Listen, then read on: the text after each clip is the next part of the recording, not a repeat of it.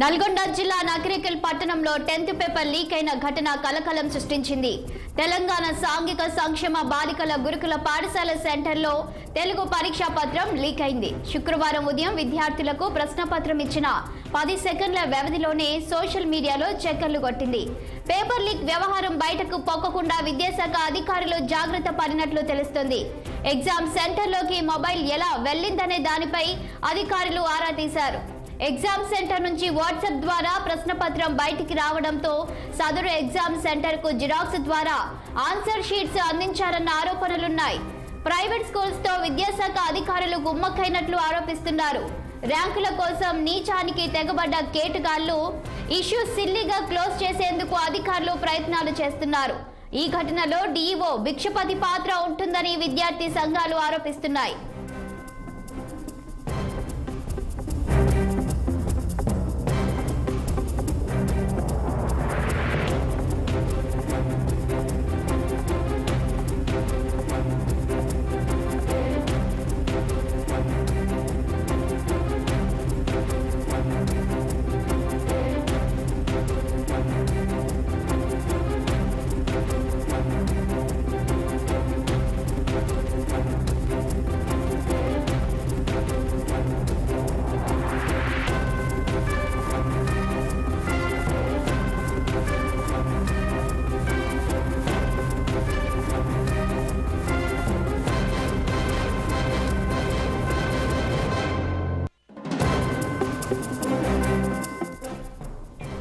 ఇక ఇదే అంశంపై మరింత సమాచారం మా నల్గొండ జిల్లా ప్రతినిధి పరమేష్ ఫోన్ లైన్ అందించడానికి సిద్ధంగా ఉన్నారు.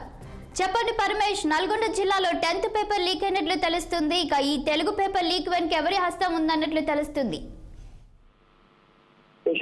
నల్గొండ జిల్లా నకిరేకల్లో సోషల్ వెల్ఫేర్ బాలికల గురుకుల పాఠశాలలో అయితే తెలుగు పేపర్ లీక్ కావడంతో అయితే ఒక్కసారిగా కలకలం రేపిందని చెప్పుకోవచ్చు.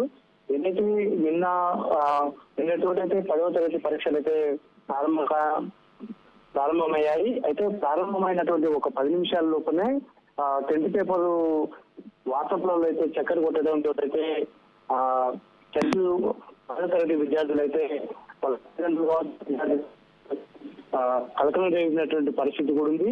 ఏదైతే నల్గొండ జిల్లా నకిరేకల్ సమీపంలోని సోషల్ వెల్ఫేర్ గురుకుల పాఠశాలలో చదివేటటువంటి ఒక విద్యార్థిని వాళ్ళకి సంబంధించినటువంటి ఫోన్ లో ఫోటో తీసి దీన్ని మొత్తం స్టడీ చేసినట్టుగా పోలీసులు కూడా భావిస్తూ దీనికి సంబంధించినటువంటి ఇన్వెస్టిగేషన్ కూడా జరుగుతున్నటువంటి పరిస్థితి కూడా ఉంది.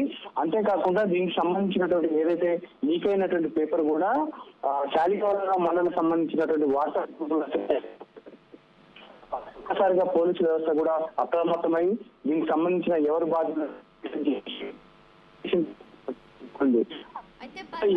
దీనిపై విద్యాశాఖ అధికారులు ఏం చెప్తున్నారు? విద్యాశాఖ అధికారులు దీనికి సంబంధించినటువంటి డ్యూటీలో ఎవరైతే ఉన్నారో ఇన్విజిలేటర్ కావచ్చు, దీనికి సంబంధించినటువంటి సూపరింటెండెంట్ కావచ్చు, వాళ్ళని కూడా సస్పెండ్ చేసినట్టుగా పరిస్థితి విచారణ సాగుతుంది. ఈ బాధ్యులు ఎవరైతే ఉన్నారో ఆ బాధ్యులు అని చెప్పేసి చెప్తున్నటువంటి పరిస్థితి అయితే ఉంది. Thank you Paramesh.